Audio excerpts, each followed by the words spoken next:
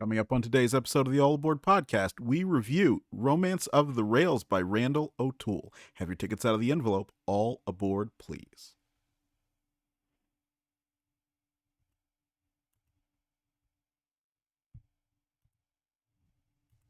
Now boarding. On track number 8 is train number 1, the All Aboard podcast, your twice weekly excursion into transportation excellence, and I am your conductor, Phil Bell, Enterprise B, PB Crisp, Mr. 645, a highly trained rail enthusiast, and I am blessed to hold the E. Hunter Harrison Chair here at the Bell Institute for Advanced Railroad Studies, where there are no degrees because the learning never ceases. And for the third time this week, I'm happy to be back behind this, the Brunswick Green PLB microphone. So today we are talking about Romance of the Rails, why the passenger trains we love are not the passenger trains we need, by Randal O'Toole. Randal O'Toole. So this is a very interesting book and probably the most interesting book review that I've done ever, because it really changed my perspective not only on Randal as a person,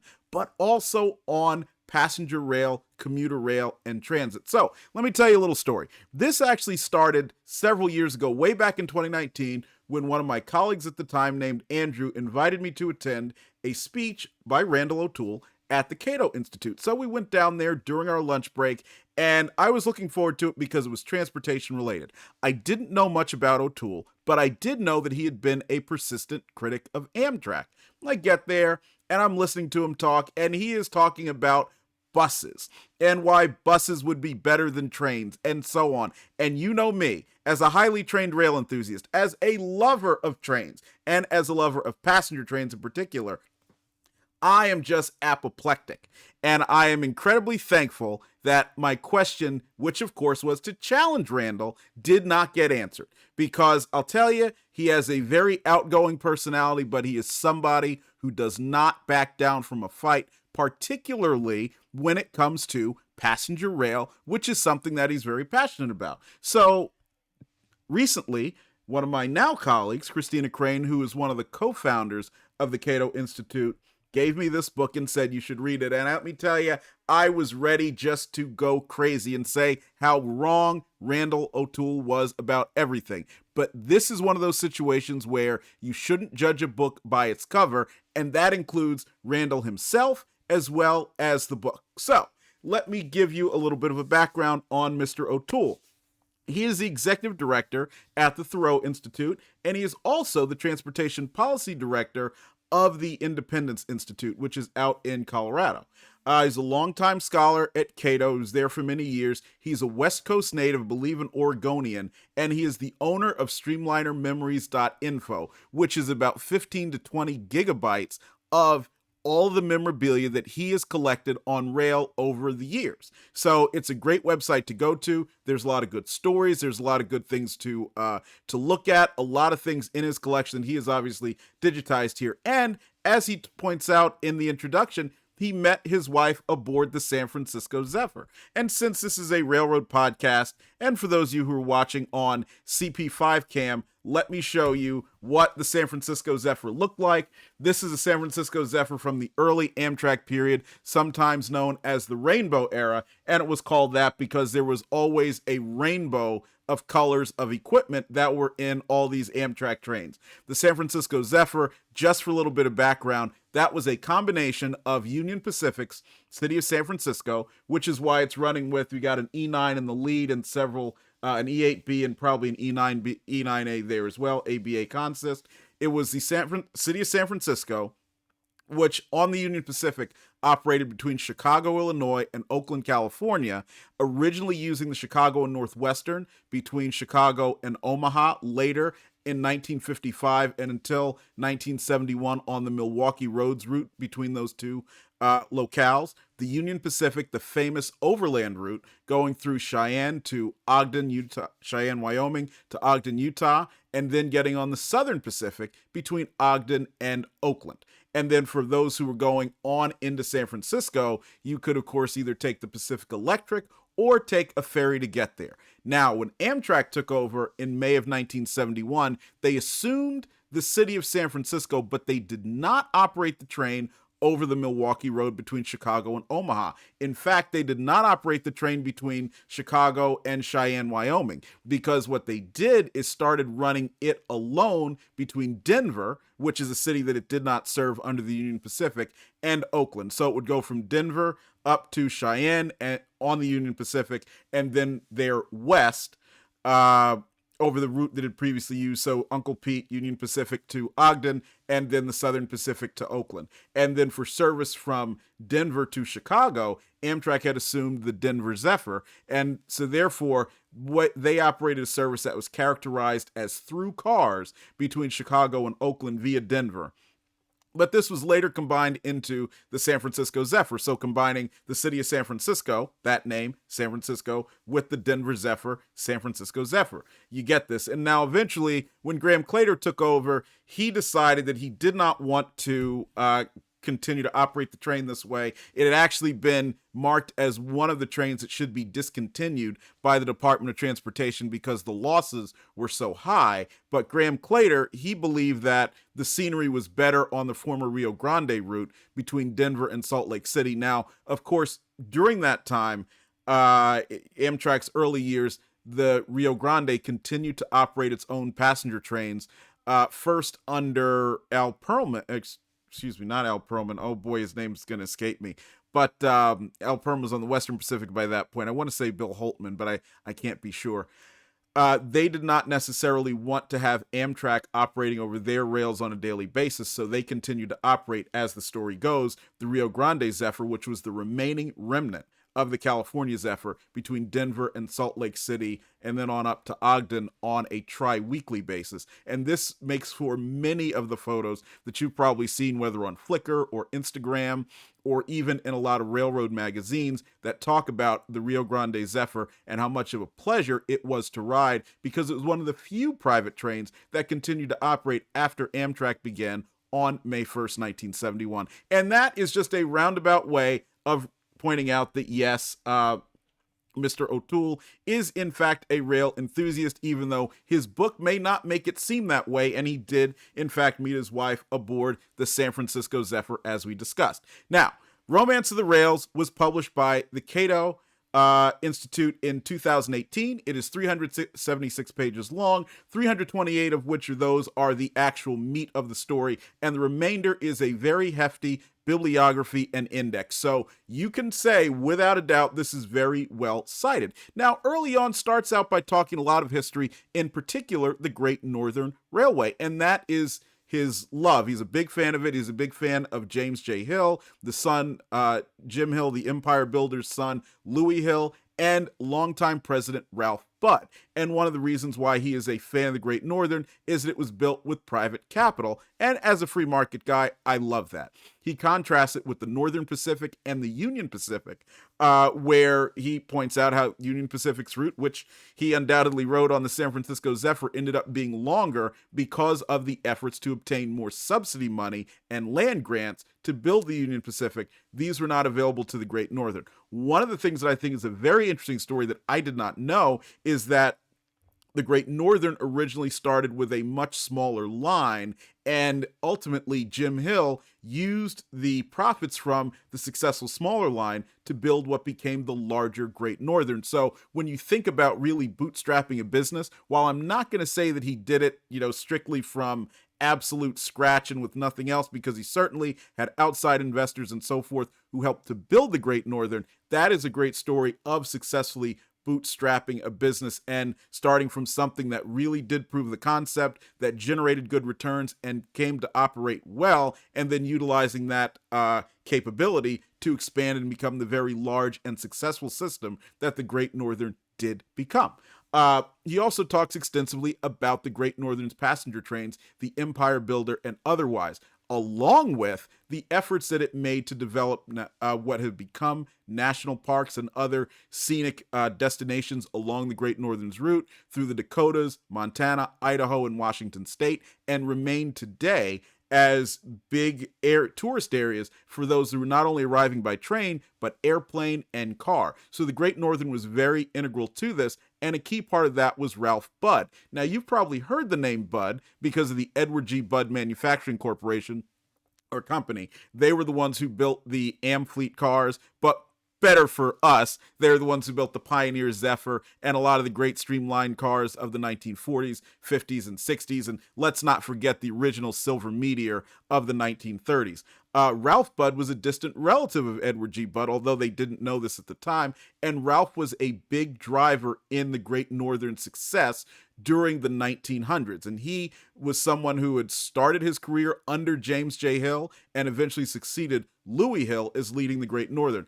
O'Toole talks extensively about Budd, and he talks extensively about how he was very forward thinking in terms of funding the growth of bus service, first to support the Great Northern Service, and then as head of the Chicago Transit Authority to be more economical in the way that they provided their service in the Windy City. What's notable about that is during Ralph Budd's time, and this is something I found out in the book, the CTA actually covered all of its costs. This is something that is unheard of in today's transit, whether we're talking about light rail, commuter rail, heavy rail, you name it, it's unheard of. It's something that's not even contemplated, which is something that is extensively discussed in the book and makes for great food for thought. Now, in the early portion of the book, there is an extensive investigation of the growth of passenger rail, commuter rail, and transit. And that is very important to those of us here because I think, and I've thought this a long time before I saw the book, it's that we tend to lose perspective on the way the past really was. And so that makes it very easy for us to romanticize the past and desire a lot of the things of it. One of the points that he brings up many times and drills home, I think, very well, is that the notion that, this was just something that was wide open for everybody. They were all on the trains. They were all on the streetcars and so on. That's not quite true.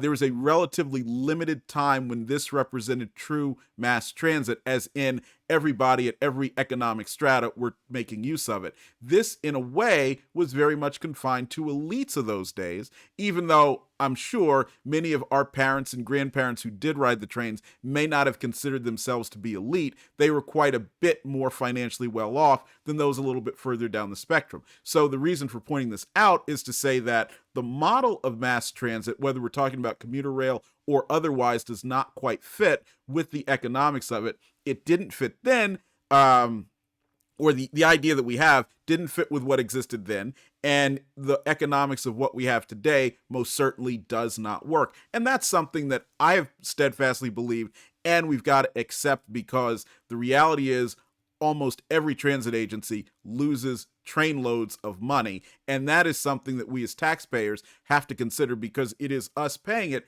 even if we're not all utilizing those services. Now, in the middle of the book, he talks extensively about land use as it relates to rail, transit, bus, and so on. And that includes discussing the monocentric city, the polycentric city, and now the nanocentric city.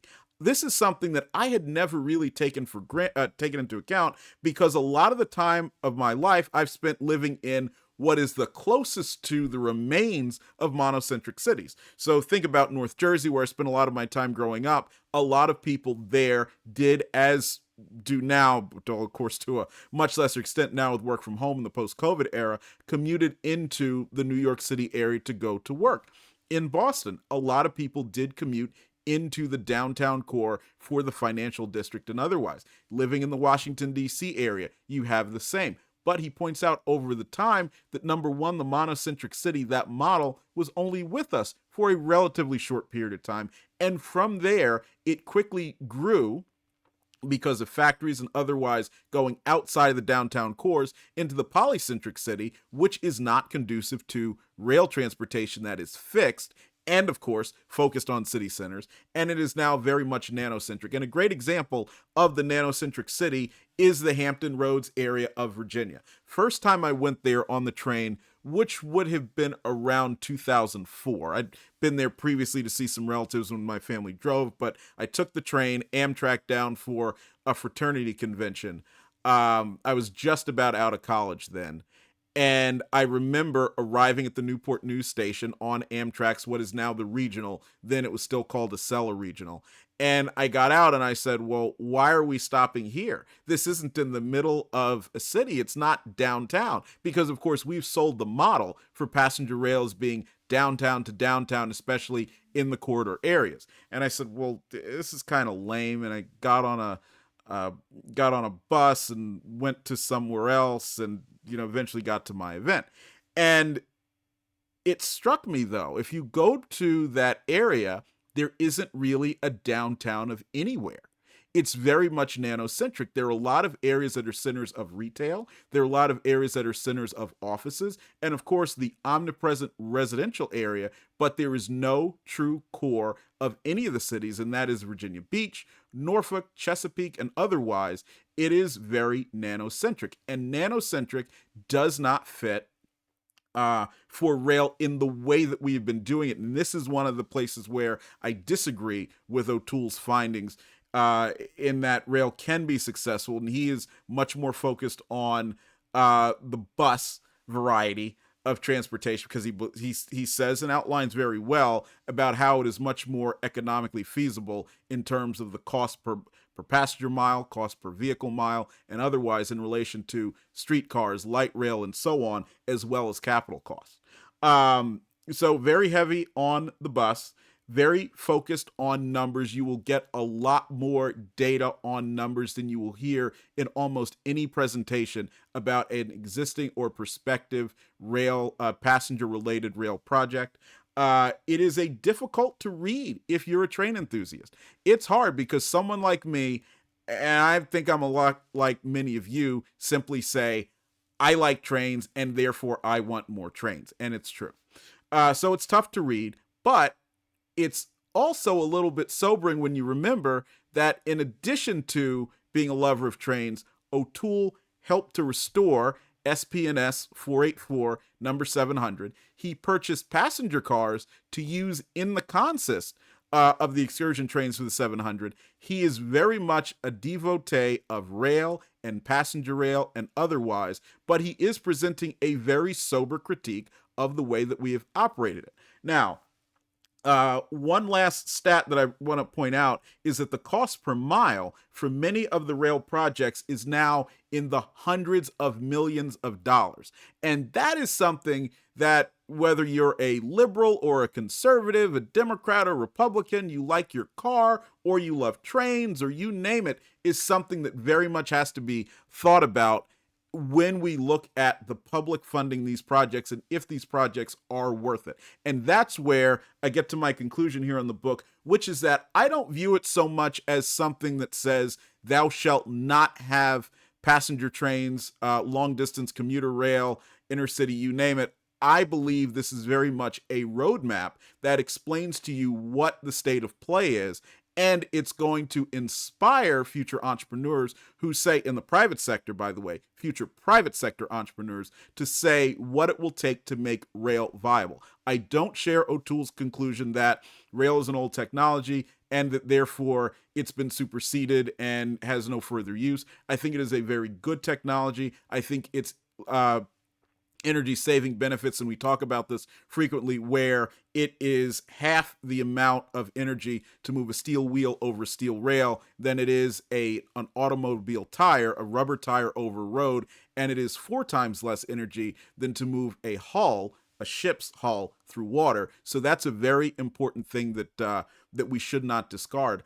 But what we really have to do is look at ways that rail can focus on a population that will be shifting. Already, since this book was put out, rail transit or transit of any sort has declined substantially. First, because of the shutdowns related to COVID, and then because most people, realistically, prefer to work from home. It's much more flexible. And by the way, it gets you away from all the negatives that went along with the office, like the HR and the dress codes and the you didn't show up on time and the being away from your family and blah, blah, blah, blah, blah. So that impacted it. And that was an asymmetrical impact that wasn't even predicted in this book, which of course was already talking about the possibility that driverless vehicles and so on would be further disruptive. Another thing that O'Toole does not mention here, but is critical, and you can see it in communities like Washington, D.C., are the rise of scooters and other non-automotive means of transportation. I see all the time people just hopping on a scooter or one of those e-bikes that you can rent for a short period of time and riding from point A to point B. This is something that you see on Capitol Hill all the time, and it's great because once you arrive at your destination, you can leave that scooter or bike where it is and simply walk in. You don't have to worry about parking. You don't have to worry about do I have my Metro card or not, because so much of it is already on your phone. That too will impact transit. Now, he does get into a certain extent of how Uber and so forth does, but I think that's something that's also worth considering when we talk about these transportation projects. So on the whole, I hope you will go out as soon as you can and get a copy of Romance of the Rails. This is a great book for every rail enthusiast, and whether you agree with him or not, it is worth understanding the arguments that are being made and worth your own investigation into how we conduct passenger transportation here in the United States. Now, a quick programming note. We will not be on Monday the 11th. This is going to be the season change. We are blessed to have concluded with this episode our first season here on the All Aboard Media Network, and on Wednesday the 13th we will be starting our second season on the All Aboard Media Network, where we're going to continue the discussion of passenger trains by talking about some of the luxury cruise trains: American European Express, American Orient Express, and the Rocky Mountaineer. This was actually inspired by the O'Toole book here, because it pointed out that some of the trains that we love the most romanticize, like the California Zephyr and the Empire Builder, were very much more cruise-oriented trains than they were the common carrier passenger trains that we have today under Amtrak. So we'll be back on the 13th of March talking about that. And please go over to allthingstrains.com and register today. Become a subscriber. As we get into season 2, we're going to have special subscriber-only perks, and March is going to be the last month when you can register for free to get those perks. So if you're already registered, you're getting them. If you register in March, you're going to get free stuff, free access to all of we're going to make that lifetime for you who have been early here with us. But for everybody who comes after, there's going to be a little bit of a cost. So go ahead, get registered as soon as you can. We will see you on the main line very soon. Thank you for being a great audience in season 1 of the All Aboard podcast by All Things Trains. We look forward to seeing you back in a couple of days on season 2. Thanks again.